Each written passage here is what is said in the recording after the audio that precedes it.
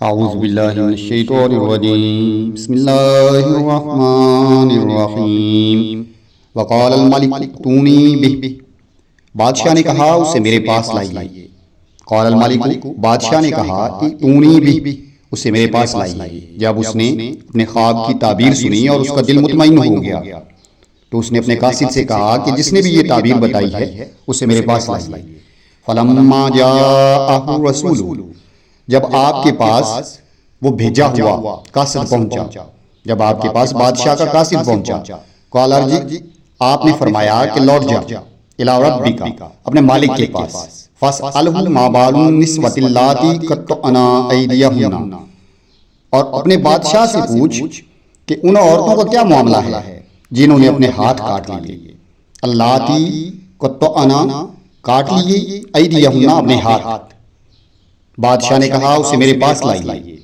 جب قاصد حضرت یوسف کے پاس آیا تو حضرت یوسف نے فرمایا اپنے مالک کے پاس لوٹ جا اور ان سے پوچھ، یعنی اس بادشاہ سے پوچھ کہ ان عورتوں کا کیا معاملہ تھا جنہوں نے اپنے ہاتھ کاٹ لیے تھے۔ ان ربی، بے شک میرا پروردگار، بکیدہن علیم، ان کی چال کو، ان کے مکر کو، ان کی سازش کو خوب جانتا ہے۔ بادشاہ نے کہا اسے میرے پاس لاؤ۔ مگر جب قاصد یوسف علیہ السلام کے پاس پہنچا تو اس نے کہا اپنے مالک کے پاس واپس جاؤ اور اس سے پوچھو کہ ان عورتوں کا کیا معاملہ تھا جنہوں نے اپنے ہاتھ کاٹ لیے تھے۔ میرا پروردگار ان کی مکاری، ان کی سازش اور ان کی چالوں سے بخوبی آگاہ ہے۔ تو یہاں سے لے کر بادشاہ کی ملاقات تک جو کچھ قرآن نے بیان کیا ہے یہ اس قصے کا ایک بڑا ہی اہم باب ہے۔ اس کا کوئی ذکر بائبل اور تلمود میں نہیں ملتا۔ بائبل کا بیان ہے کہ بادشاہ کی طلبی پر حضرت یوسف فوراً چلنے کے لیے تیار ہو گئے اور اس نے یہ ملاقات اس طرح سے پیش کی ہے کہ گویا کوئی ایک عام، نعوذ باللہ، انسان تھا اور وہ ترس رہا تھا بادشاہ سے ملاقات کے لیے۔ حالانکہ قرآن ہمیں یہ بتاتا ہے کہ آپ فوراً تیار نہیں ہوئے، بلکہ پہلے اس قاصد کو کہا کہ جاؤ اپنے بادشاہ کے پاس اور اس سے پوچھو کہ وہ شہر کی عورتیں کیا ہوئی جنہوں نے اپنے ہاتھ کاٹ لیے تھے۔ جب تک میرا معاملہ کلیئر نہیں ہوگا، جب تک میرا کیس کلیئر نہیں ہوگا، جب تک شہر کے لوگ اور خود وہ عورتیں گواہی نہیں دیں گی کہ یوسف بالکل سچا، راستگو اور پاکیزہ انسان تھا، تب تک میں بادشاہ کے پاس نہیں جاؤں گا۔ تو اس لیے آپ نے ان کو فوراً کہا، قاصد کو فوراً کہا کہ جاؤ اور اپنے بادشاہ سے پوچھو جن عورتوں نے اپنے ہاتھ کاٹے تھے ان کا کیا معاملہ تھا۔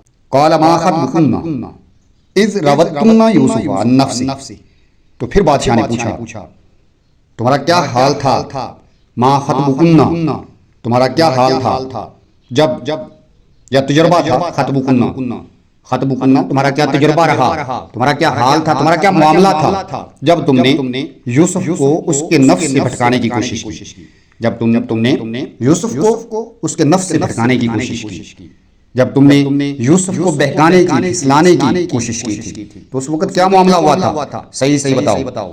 قلنا حاشا للہ، کہنے لگیں اللہ کی پناہ، ما علمنا علیہ من سوء، ہمیں تو اس میں کوئی برائی نہیں ملی، ہم نہیں جانتے اس میں کوئی بھی برائی، کوئی عیب نہیں جانتی۔